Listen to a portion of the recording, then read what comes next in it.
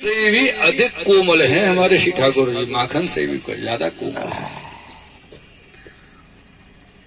अब ऐसे प्रभु को अपन अपने कठोर हृदय में, विषैले हृदय में, दोषयुक्त हृदय में पधरावे की कोशिश करें तो क्या संभव हो सके? नहीं हो सके ना। अपन खाली तिलक लगावेशों की, चोटी रखवेशों की, जय श्री कृष्ण करवेशों वैष्णव नहीं हो जाएंगे। आप लोगों को बुरी नहीं लगे तो एक बात को आई रही है मन में, कह देनी चाहिए। मैंने आज से 6 दिन पहले ये छोटे पंडित जी से, विष्णु प्रिया जी से कही कि 3,500 की यात्रा है, अगर 35 वैष्णव मिल जाए तो विश्वास माने, बाकी सब मौज मस्ती करवे बारे आए।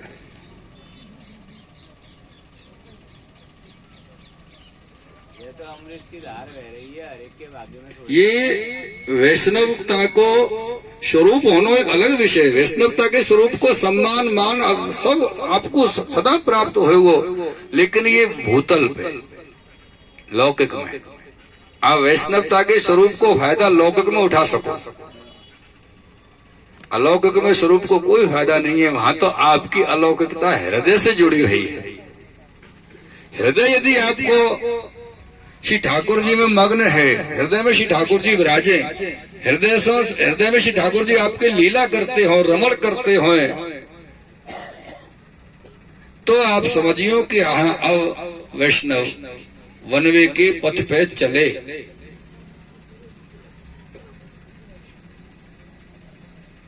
कुछ लोगों को तो ऐसा हो कि भाई चलो वैष्णव नहीं लिख लो, भगवदीय लिख लो। आहा, और कुछ लोगों को काम तो भगवदीय से भी नहीं चल रहा, आगे आगे लगा दे प भ। आहा,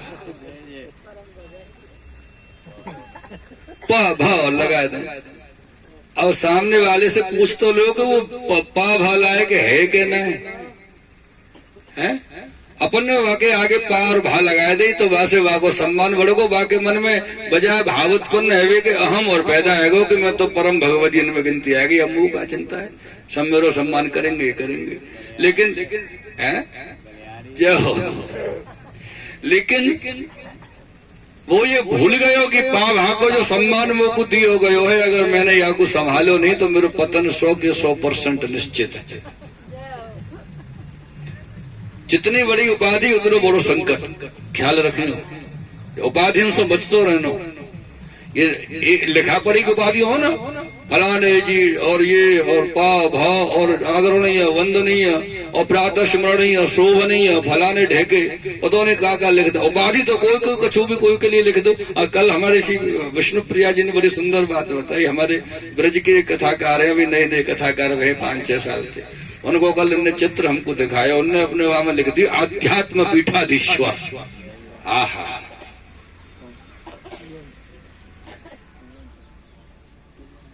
अब ये बताओ अध्यात्म की पीठ कौन सी है? मेरी तो सोच के दिमाग घूम गयो काफी देर तक कि अध्यात्म की पीठ कौन सी। अध्यात्म तो अपने आप में ही एक ऐसा स्वरूप है, या कुछ समझ पाना बड़ा मुश्किल है। वो आके पीठ पे बैठ के प्रवचन करेंगे, ये तो भैया बड़े दिव्य स्वरूप है अपने। तो अपन तो वंदन करें ऐसे लोगों को सदैव। तो कैवे को अभिप्राय कुल मिलाए कि ये है मेरी प्रियजनों, मेरे श्रोताओं, मेरे भगवत चरणानुरागी, कदाचित श्री ठाकुर जी आप पे कृपा करे और मेरे शब्द को सार्थक करे कि आप भगवत चरणानुरागी बने। ऐसी मेरी विनती श्री ठाकुर जी से। क्योंकि सच कहूं ना, अनुराग की ही कमी है, बाकी तो सब कुछ।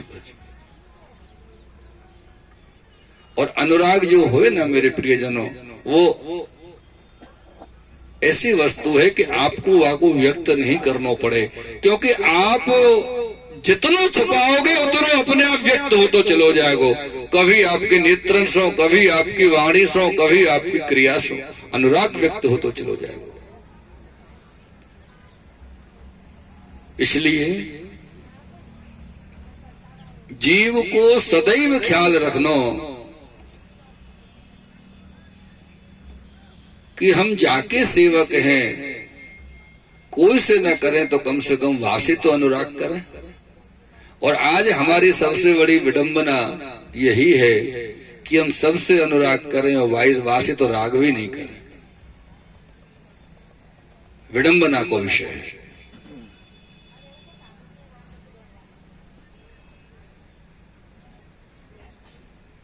इसलिए सदैव श्री ठाकुर जी को अपने श्रीजी बाबा, श्री मदन मोहन जी, गोकुल चंद्रमा जी, नाग दमन जी, इंद्र दमन जी, देव दमन जी, बाल कृष्ण जी, जो स्वरूप में अपनी आसक्ति श्री ठाकुर जी के में होए, वह स्वरूप को सदैव अपने हृदय में स्थित रखना और वाई सो बात करनी। जो कहनो सो वाई सो कहनो। सच समझियो, या दुनिया में कोई आपकी सुनने वालों नहीं है। आप भ्रम में जी रहे हो कि कोई हमारी सुन रहे हो, हमारी बहुत चल रही है, सब लोग हमारा बड़ा सम्मान कर रहे हैं, धोखा है। भ्रम में नहीं जीना, सावधान रहिएगा।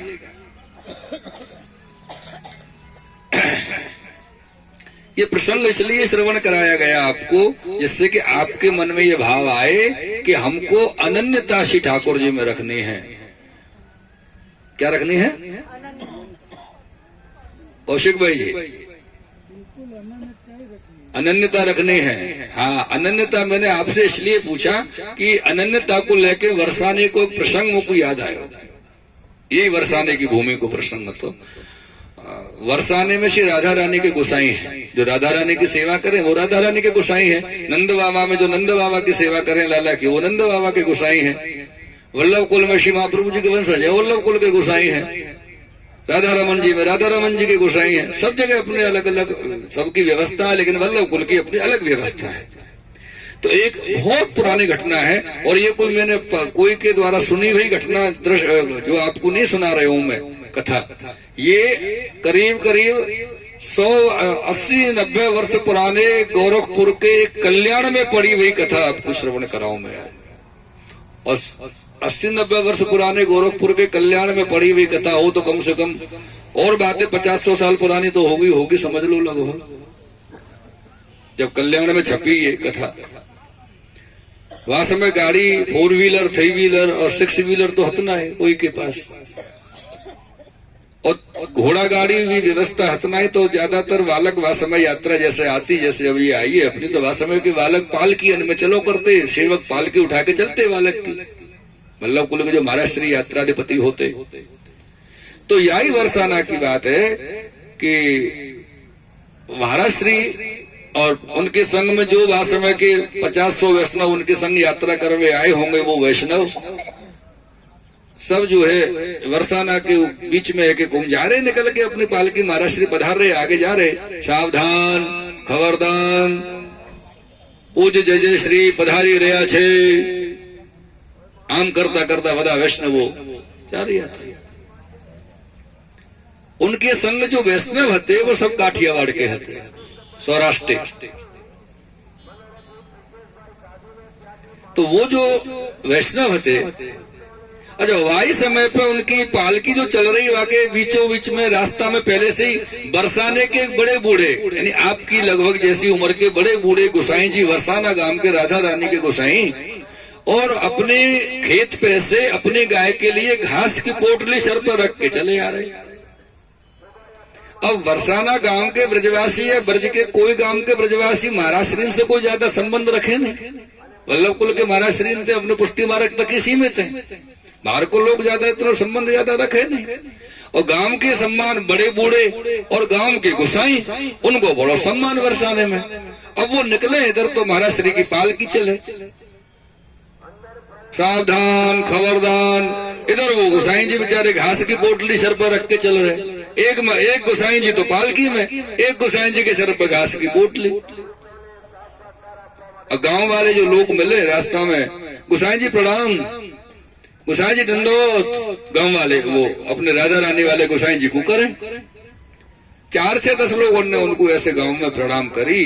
तो जो महाराज श्री अपने मार्ग के जो आचार्य हते पालकी में चल रहे, उनके संग के एक वैष्णव ने उनसे पूछ, वह रहो नहीं गो बेचारे को कि ये कौन से गोसाई जी है जो सर पर घास की पोटली रखी है। गोसाई जी तो ये जो पालकी में चल रहा है सावधान खबरदान करते हुए, इनसे क्या गोसाई जी, तो ये कैसे गोसाई जी इनके सर पर पोटली रखी हुई घास की। तो मैंने उनसे पूछ ले कि महाराज आप कौन से गोसाई हो? तो गोसाई जी ब्रजवासी तो होते ही है बरसाने के। गोसाई जी ने कही मतलब कौन से गोसाई कैसे गोसाई का मतलब हो? बोले महाराज मतलब ये कि एक गोसाई तो हमारे संग पालकी में चल रहे हैं, वो गोसाई है। एक आप अपने सर पर गठरिया घास की लेके चल रहे हो पोटली, आप कैसे गोसाई? समझ में नहीं आई, समझा? तो बोले भैया ये बता तेरे गोसाई कैसे हैं? जो पालकी में चल रहे हैं तेरे गोसाई, ये कैसे गोसाई हैं? तो बोले हमारे गोसाई तो अनन्य है। वो वैष्णव बोले हमारे गोसाई अनन्य है। अनन्य को मतलब क्या हो? बोले न हनुमान को माने, न देवी को माने, न कोई देवता को माने, न भैरव को माने, न काली को माने, न कोई को माने, एक अनन्य गोसाई श्री ठाकुर जी को माने। अब बताओ तुम कैसे गोसाई? तो गोसाई जी कहा बोले बताओ? बोले भैया तेरे गोसाई तो अनन्य है और हम तो फनन्य गोसाई हैं, फनन्य। अब वो वैष्णव ने सर पकड़ लियो, बोले फनन्य का वो मारे, ये फनन्य समझ में नहीं आई। बोले भैया तेरे गोसाई इतने देवी देवता को नाम तो जाने कि हनुमान हो, काली हो, देवता हो, देवी हो, भैरव हो, काल भैरव हो। भैया हम तो अपनी लाडली जी के अलावा कोई को नाम ही ना जाने, हम तो ऐसे फनन्य गोसाई। ये बरसाना की भूमि को बहुत पुराने अंक में छपे वो जो प्रसंग है। तो अनन्यता को जो जैसे अनन्यता को शब्द आयो अनन्य, अनन्य जो है ये है कि हम एक के हो के रहे, एकाशक्ति अनन्यता को स्वरूप है मेरे प्रियजनों। लेकिन और ब्रजवासी के शब्द को अगर पकड़े हो जाए अनन्य का हो, आसक्ति होना अलग विषय और समर्पण होना अलग विषय। वो जामे हमारो पूर्ण समर्पण हो गयो होए वह को अनन्यता कहें। अब वो अपने मार्ग में अनन्यता ही कहे, अनन्यता ही है। क्योंकि समर्पण को अर्थ है कि वह के अलावा हमारे जीवन में या जीवन में और आवे वाले अनेक जीवन में वह स्वरूप के अलावा कोई के लिए हमारा समर्पण संभव नहीं है। ये अनन्यता है अपने मार्ग की।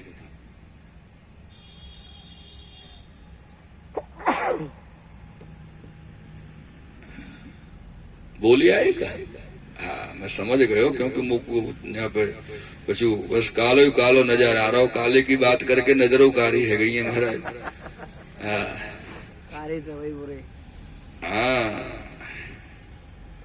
कारे की प्रतीत न करियो, कारे विष के भरे। तो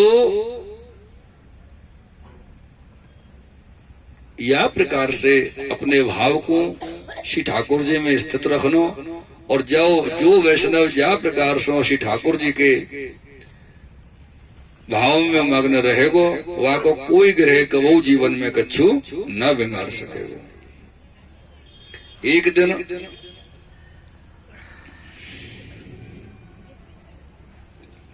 भगवान श्री द्वारकाधीश प्रभु और श्री रुक्मणी जी अकेले विराजे हुए थे।